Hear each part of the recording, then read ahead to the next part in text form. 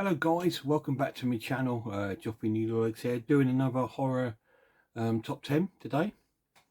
It's just a new sort of series I thought I'd put out there rather than me just posting videos about spiders, because I do have other sort of interests, and obviously horror films are a massive part of my life, and they have been since my childhood. I've been into horrors since I started watching the Hammer films back in the 70s when I was young. My dad used to watch them, and I used to get to watch them with him, and I fell in love with the sort of Peter Cushing, Christopher Lee films. I will cover them one day, but not today. Today we're looking at 1980s horror films, my top 10 favourite 1980s film. To me, it was the best era of horror films, and there's just so many. It's so hard just to pick 10, it really is. I've got a few honourable mentions first, then my top 10, but there's still loads and loads that I've left off. But I can cover them because I can break down some videos and do them via genre, like slasher films and zombie films and disturbing films, things like this. I can include a lot of those films into those sections as I get through it. So although this is my favourite top 10 80s films, it's not my favourite films of all time. There are probably one or two in here that are going to be in my top 10 favourite films of all time, and I'll do one of them videos as well, and that will be not just probably horror films, but we'll soon find out. Anyway, let's crack on. Let's do a few honourable films first that are not in the top 10 but are amazing. First of all, we got David Cronenberg's Scanner with John Saxon. Great for John Saxon, was in loads of horror films in the sort of 70s and 80s, a lot of Italian horror films and cannibal films as well. He turned up pretty much everywhere. There are quite a few actors like Tom Atkins and all sort of turned up in these sort of horror films. Scanners, really good film, based on sort of telepathy and ESP. Really like it. Famous scene in that with the exploding head. Really well done. Great film. David Cronenberg. David Cronenberg's one of my favourite directors. I will do a sort of top 5 David Cronenberg film because I love his films. I do. He's just one of my favourite directors. He's so creative. He's a Canadian director, and he's just so creative. His films are just so different. Although a lot of them do have some sort of similarity themes, it's all based around sort of parasites. He has a real thing for parasites, I think. We'll go into that one day anyway. Another honourable mention, doesn't get mentioned very often, and that's the film Prison. It's an okay film. It's not brilliant, but I thought I'd give it a bit of a shout because it doesn't get any love. Yeah, limited edition slipcase. Thank you very much. There, 88 films. Yeah, Prisons. Guy goes to electric chair and there he comes back. A bit like Shocker was another 80s film. I preferred this over Shocker. I don't know why. Shocker was okay. Just this wasn't in one of my favourites. It was okay. Now here's one that never gets mentioned. Alone in the Dark. Jack Palance film with Donald Pleasance. This is an amazing slasher film. It's one of the best slasher films out there, I think, and it just doesn't get any love. Again, it's very similar to sort of a bit of everything, a bit of Halloween, because they all come from a mental asylum and they escape in this van, and yeah, and they go on a rampage one night. It's Alone in the Dark. Really good film. Some great characters in it. Great little cast. Underrated film. Not available in the UK. This, I think, is a Spanish release. Can't pick it up in the UK, so I picked up a Spanish release of it. But yeah, Alone in the Dark, really good film. Awesome. Now one, Psycho 2. Anthony Perkins is in this one. Obviously the original came out in the 60s. The second one came out here in the 80s. Really good film, really gory actually. It's quite a gory film. And it is the follow-up to Psycho. Anthony Perkins, he's sort of done his time. He's come back out, rehabbed apparently. Is he? Watch it and find out. See if he's rehabbed. A comedy one now, Return of the Living Dead. It's a comedy zombie film. Now, I've only got this on DVD. It is available on Blu-ray. I would love to get the Blu-ray, but it's just so expensive. So if any of you guys see it going reasonably cheap anyway, give me a shout. I'd love to pick up a Blu-ray copy of this film. I've only got it on DVD. It's quite funny. It's got an awesome soundtrack. Some great bands perform on the soundtrack, like the Cramps, and it's all sort of those sort of 80s sort of goth rock sort of bands on there. And it's a really funny sort of zombie film. It's good fun. They are my honourable mentions. So now we'll get to the top 10 of my 1980s films. Number 10 is Child Play, Chucky. I'll put the first one down as in there really, because obviously it's a cult film, it's classic, and without the first one we wouldn't have any of the others. Number 3 was a little bit of a video nasty. It came out at the same time as the Jane Berger murder in Liverpool, and that film sort of got a little bit blamed for it because it came out. They reckon that the kids must have watched it and copied it, although there was no evidence to that. And I think eventually it was just claimed that the children never actually saw the film. So the James Berger case put that through as a video nasty, number 3. But yeah, number 1, I put that into my top 10, although number 2 is really good as well. Number 9, An American Werewolf in London. Massive fan of this film. I've got a massive American Werewolf in London tattoo across my back, across my whole shoulders from one side to the others. Again, I can't show you because obviously I've got to take my clothes off to do that, and I'm not doing that. American Werewolf in London, probably my favourite werewolf film.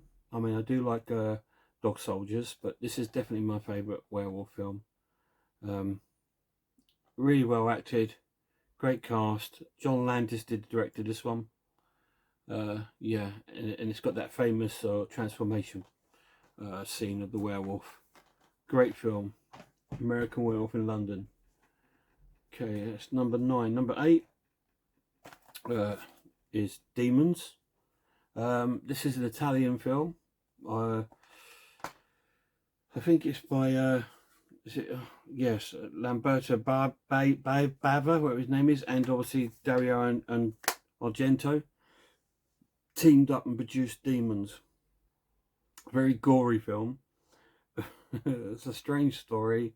There's not really much of a story to it, but do you know what? That's what makes you come back to it, because yeah, you can watch it for a bit of fun. It's about all based in like a cinema where these guys get these free tickets to go and watch this horror film, and it's sort of parts of the horror film come into aspect into real life, into demons, and obviously demons take over the cinema. And yeah, there's some good gore in this. It's a really good fun film.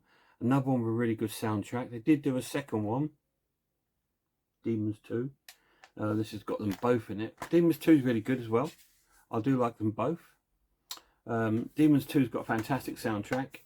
That one's based in like a tower block with like a party going on, and there's lots of demons around there. Both of those are really worth checking out, but Demons is an absolute classic. So watch Demons. I've watched it so many times over the years, and it's still fun to watch now.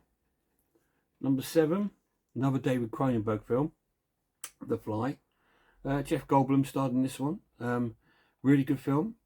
This is our class as a sci-fi horror.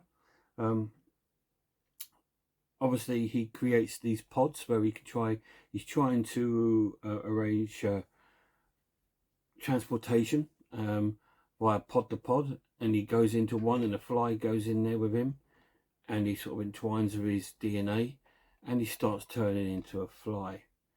Really good film, quite gory, slow moving, but when he gets going it's a great film. Really well acted, and one of David Cronenberg's masterpieces, The Fly. Check that out. A bit of a comedy sort of vampire film now, in at number 6, and that's Fright Night.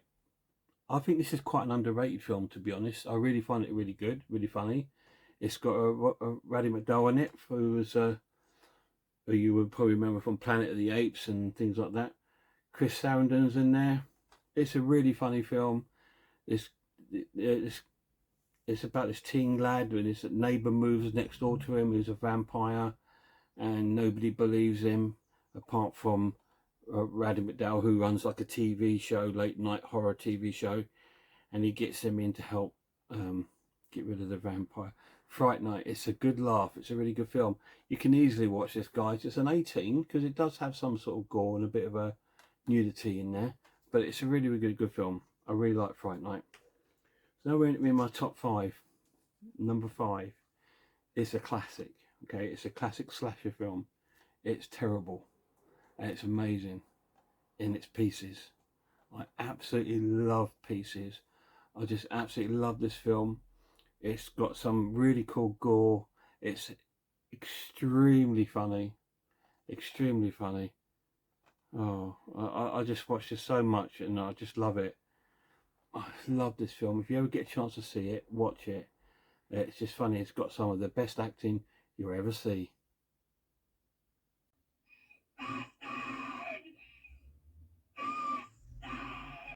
And that was Pieces. Right, number 4. John Carpenter's The Fog. Again, quite an underrated film, John Carpenter's. Really good. It's quite an atmospheric film, not very gory, hence why it's only got a 15 certification.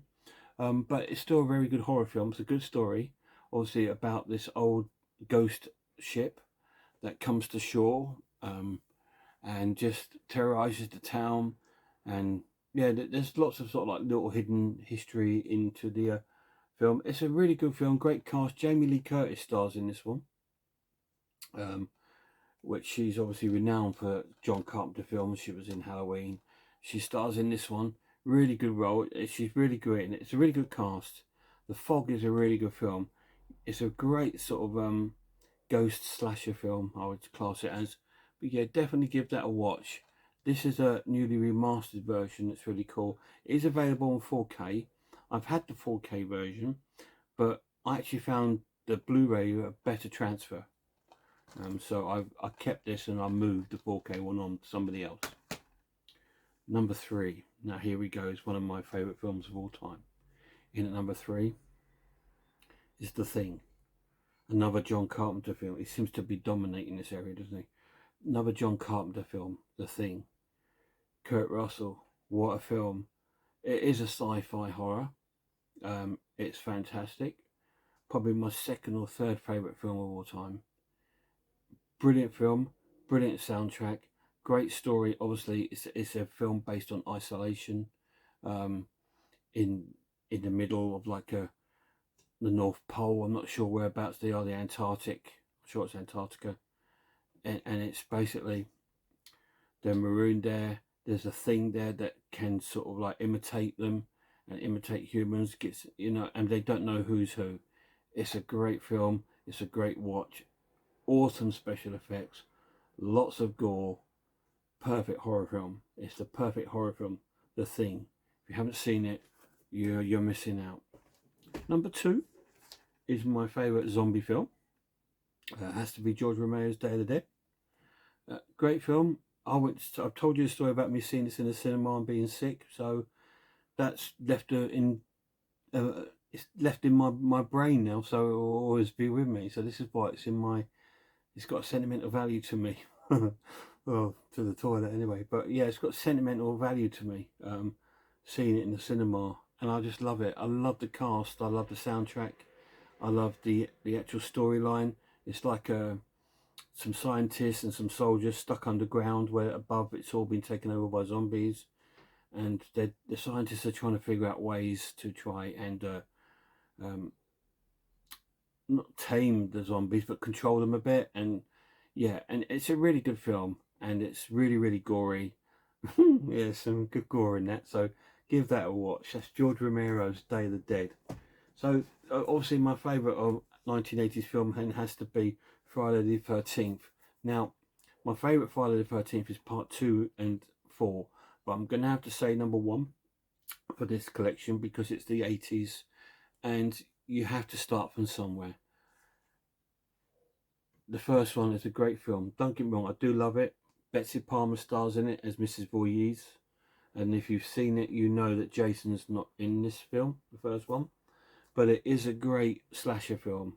It's a great American sort of campfire horror film. It's great.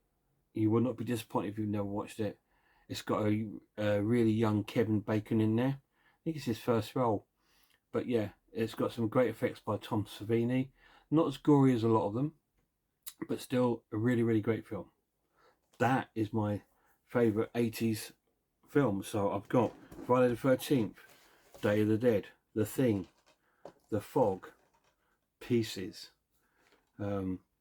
Fright Night, The Fly, Demons, American Werewolf in London, Child Play. All amazing films. If you put one of those films on tonight, you would not be disappointed. And that's it. My next one, I'm probably going to look at 1970s films. We'll probably do that one next. So look out for that one. Please go and check out a few YouTube channels. So Horror Hands and The Horror Geek. Their channels are brilliant. A lot better than mine. Again, there we go. But check them out. Until I see you next time, guys, look after yourselves. And I hope to see you all soon.